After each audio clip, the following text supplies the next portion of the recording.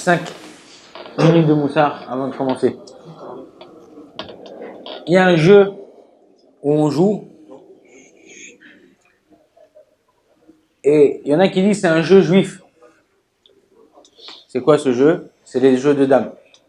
Et d'après les klalim, c'est pas que celui qui a fait le jeu c'est un juif, mais on dit que d'après les klalim, les généralités, les lois de ce jeu-là, comme on dit les règles, comme on dit les règles, c'est un jeu pour les juifs.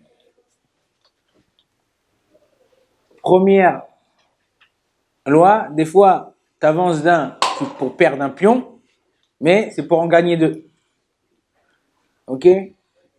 Deuxième chose, c'est on avance case par case, et pas par pas, étape par étape. Tu n'as pas le droit de brûler les étapes. Okay? Dans la Torah, pareil, quand tu avances vers un Kadosh Baruch Hu, il ne faut pas brûler les étapes. Tu brûles les étapes, tu te plantes. Après, tu n'as pas le droit de revenir en arrière. Quand tu as avancé, tu ne dis pas, ah, ça y est, j'ai trop fait, je suis rasran.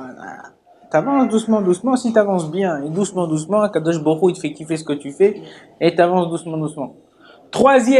Quatrième étape, c'est quoi? Quatrième généralité du jeu et qui nous rejoint aussi, c'est quoi? C'est quand tu arrives au bout, tu arrives pour faire une dame, là tu es au top. Ça y est, tu peux faire ce que tu veux, entre guillemets. Tout est ouvert devant toi. Bon, Hachem, t'as des connaissances, t'as du moussard, t'as de la hirat shamayim, t'as ça, top. Mais il y a un jeu encore qui est encore plus grand que le jeu des dames. Mikado, pourquoi c'est un jeu encore plus juif au niveau des midot et tout ça, de tout ça? Parce que tu dois lever un sans toucher l'autre. Il dit ça, c'est la plus grande avodat Hashem. Quelqu'un, quand tu vas avancer, tu peux avancer, tu peux faire des trucs. Il y a souvent des fois où tu viens, t'écrases l'autre pour avancer, tu pousses l'autre, tu t'en fous de l'autre, tu fais pas attention, t'as terminé, t'as étudié jusqu'à 1h du matin.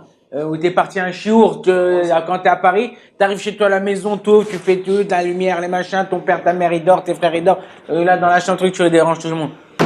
Oh, c'est pas parce que t'as fait une mitzvah que t'es obligé de, ça y est, mais dans le truc, ça c'est le Mikado. Mikado, c'est quoi? Tu te lèves, t'as envie de te lever, lève-toi, mais ne dérange pas l'autre. Fais attention à l'autre. Il y avait une fois, le Rav Steinman, à 88 ans, il était passé le Pessah chez son fils, ses petits-enfants. Il avait déjà plus sa femme, et il attrape son petit-fils, qui avait 15-16 ans, il lui dit, regarde, j'ai une Khumra du Rav de Brisk, je voudrais la faire, s'il te plaît, je voudrais vraiment, je suis très macpide de vouloir la faire, est-ce que tu peux me préparer ce que j'ai besoin pour que je puisse la faire? Et il dit, ok papy, il n'y a pas de problème, grand plaisir, tout ça, mais si vraiment t'es macpide de vouloir la faire, pourquoi tu l'as pas fait jusqu'à présent? Il lui a dit, il y a 62 ans, quand je me suis marié avec ta grand-mère, on s'est marié, c'était tout de suite après, c'était veille de Pessah. Et je lui ai demandé, pareil, de me préparer la chose. Quand je suis rentré, veille de Pessah à la maison pour pouvoir continuer à la préparer, j'ai demandé de t'as préparé? Il m'a dit, oh, j'ai oublié.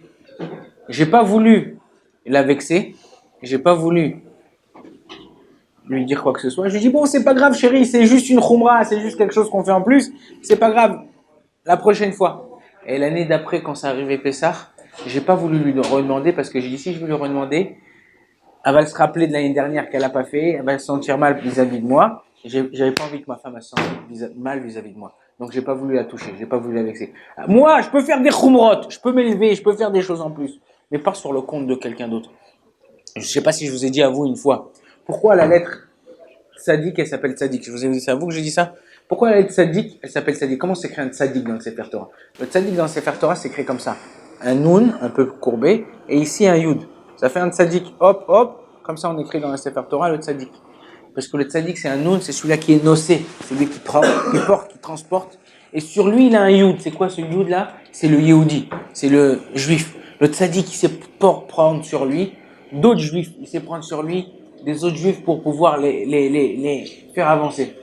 Alors vous allez me dire, mais Arav, si c'est comme ça, le Aleph aussi c'est un Tzadik.